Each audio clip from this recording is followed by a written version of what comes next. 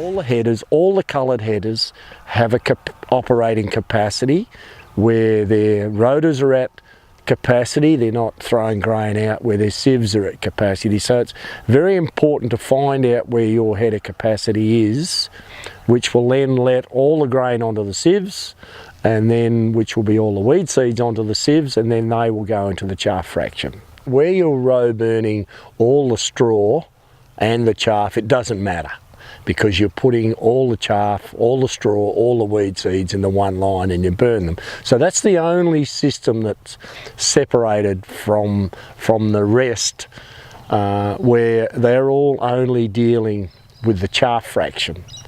You've got to understand your own header. They've got all their own idiosyncrasies, and the only way to find out is to test actually what they're losing and realise it's at its capacity.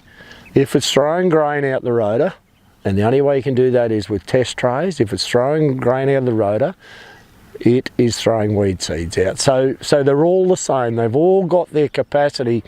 And I think one of the biggest traps with our modern headers, if you go back 20 years ago to the old header with 280 horsepower, it actually didn't throw grain out the rotor because you ran out of horsepower. But we're now looking at 600 horsepower with rotors and that not a lot bigger.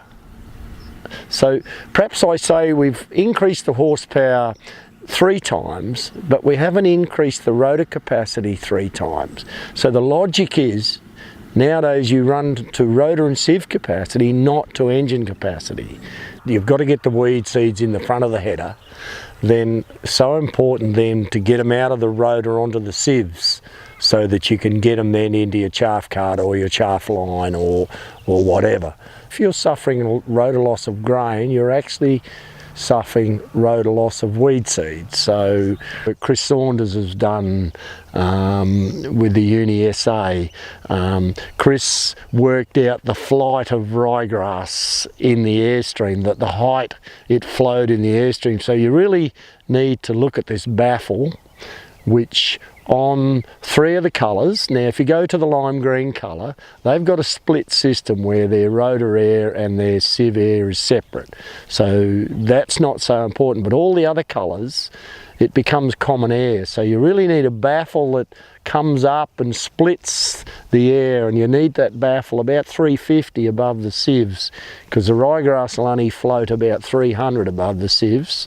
So then you put the baffle up, and then when the air flows up and then goes down into your chaff line or your chaff cart or whatever, and the rest goes over into your straw spreading system.